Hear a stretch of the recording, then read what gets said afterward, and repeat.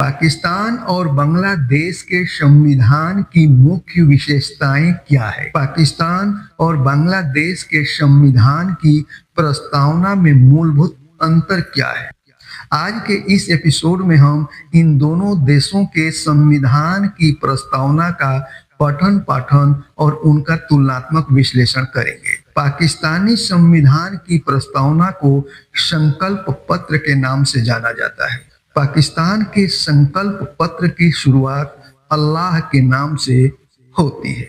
यह संकल्प पत्र ब्रह्मांड पर अल्लाह की संप्रभुता को स्वीकार करती है। वहीं दूसरी ओर बांग्लादेश के संविधान की प्रस्तावना में बंगाली राष्ट्रवाद अर्थात बंगाली नेशनलिज्म का उल्लेख है।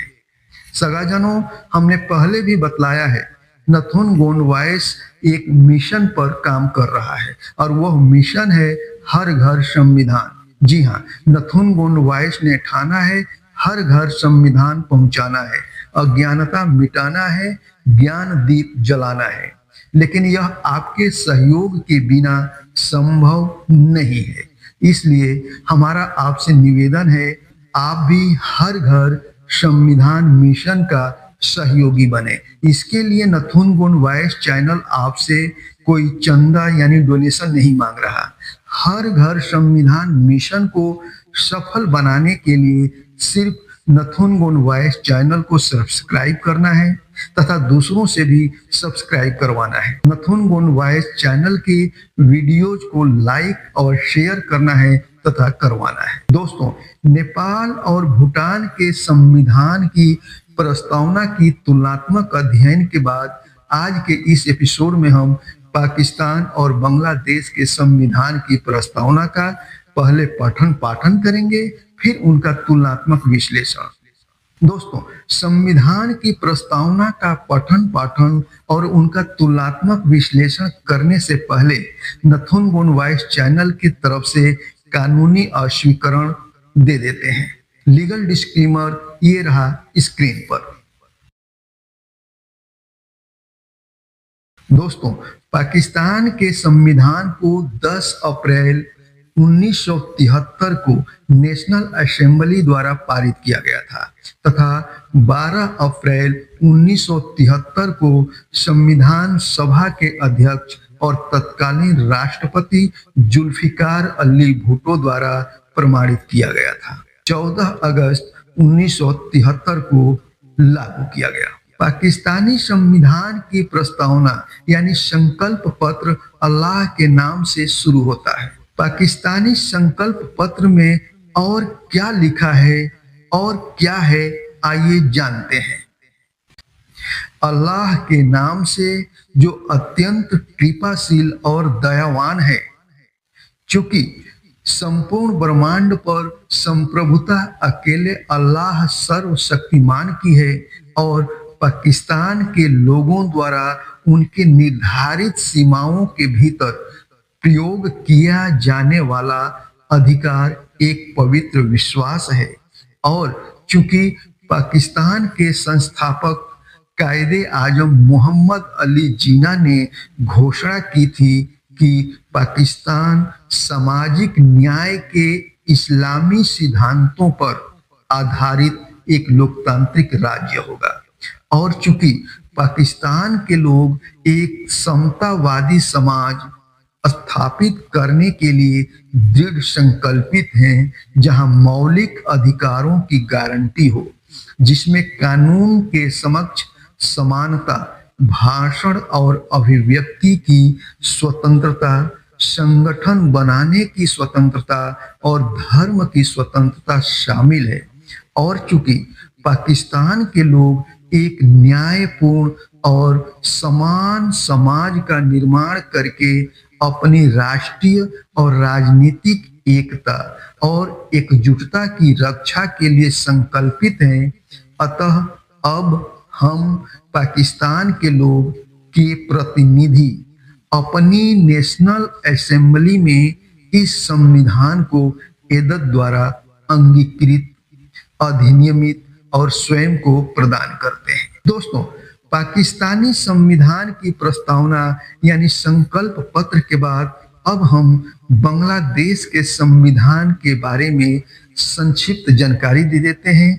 उसके बाद बांग्लादेश के संविधान की प्रस्तावना का पठन पाठन करवाएंगे। बांग्लादेश का संविधान 4 नवंबर 1972 को बांग्लादेश के गण परिषद अर्थात संविधान सभा द्वारा अंगीकृत किया गया था तथा इसे 16 दिसंबर 1972 विजय दिवस से लागू किया गया। बांग्लादेश के संविधान की प्रस्तावना की शुरुआत कुछ इस तरह से होती है।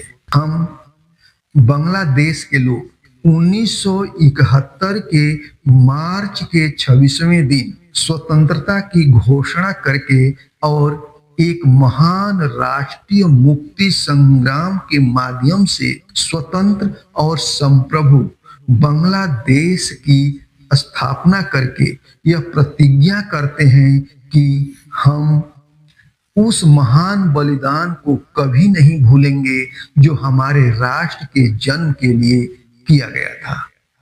हम आगे यह प्रतिज्ञा करते हैं कि बांग्लादेश में समाजवाद के सिद्धांतों पर आधारित एक शोषण मुक्त समाज का निर्माण होगा, यानी राष्ट्रीयता, समाजवाद, लोकतंत्र और धर्मनिरपेक्षता, इन सिद्धांतों को संविधान के मूल सिद्धांत के रूप में स्थापित किया जाएगा। हम आगे प्रतिज्ञा करते हैं कि एक ऐसा राज्य बनाया जाएगा जहां कानून का शासन, मौलिक मानवाधिकार और स्वतंत्रता, समानता तथा न्याय राजनीतिक, आर्थिक एवं सामाजिक सभी नागरिकों के लिए सुनिश्चित किए जाएंगे। अतः हम बांग्लादेश के लोग संविधान सभा में आज 1972 के नवंबर के चौथे दिन इस संविधान को अपनी ओर से अधिनियमित, प्रख्यापित और स्वयं को प्रदान करते हैं। दोस्तों, पाकिस्तान और बांग्लादेश के संविधान की प्रस्तावना की पठन पाठन के बाद अब इनका तुलनात्मक विश्लेषण करेंगे। पाकिस्तान और बांग्लादेश के संविधान की प्रस्तावना में समानताएं तथा असमानताएं दोनों हैं। यहाँ हम कुछ समानताओं तथा उनके बीच के महत्वपूर्ण अंतरों यानी डिफरेंसेज के बारे में जानेंगे, जो दोनों ही राष्ट्रों के इतिहास, राजनीतिक विकास और विचारों को दर्शाते हैं। सबसे पहले हम उनके बीच के समानताओं का विश्लेषण निम्नलिखित बिंदुओं के आधार पर करेंगे, जिसमें पहला है इस्लामी पहचान। दोनों ही देशों के संविधान की प्रस्तावनाएं इस्लाम को एक महत्वपूर्ण स्थान देती हैं। अगर हम पाकिस्तान की बात करें तो पाकिस्तान का संविधान अपनी प्रस्तावना यानी उद्देश्य संकल्प ऑब्जेक्टिव्स रिजोल्यूशन में इस बात पर जोर देता है कि संपूर्ण ब्रह्मांड पर संप्रभुता केवल अल्लाह की है। उद्देश्य संकल्प में यह भी कहा गया है कि राज्य अपनी शक्तियों का प्रयोग इस्लामी सिद्धांतों के अनुसार करेगा। अब बारी बांग्लादेश की। बांग्लादेश के संविधान में इस्लाम को राज्य धर्म घोषित किया गया है, लेकिन इसमें धर्मनिरपेक्षता को भी स्थान दिया गया है। बांग्लादेश के संवैधानिक परिप्रेक्ष्य में इस्लाम और धर्मनिरपेक्षता के बारे में और भी कई महत्वपूर्ण बातें हैं, लेकिन उनके बारे में और अधिक जानकारी हम आगे देंगे जब दोनों देशों के संविधान और उनकी प्रस्तावना में उल्लेखित कुछ प्रमुख अंतरों यानी मेन डिफरेंसेज का विश्लेषण करेंगे। अब बात करते हैं दूसरे महत्वपूर्ण बिंदु, लोकतंत्र और न्याय की।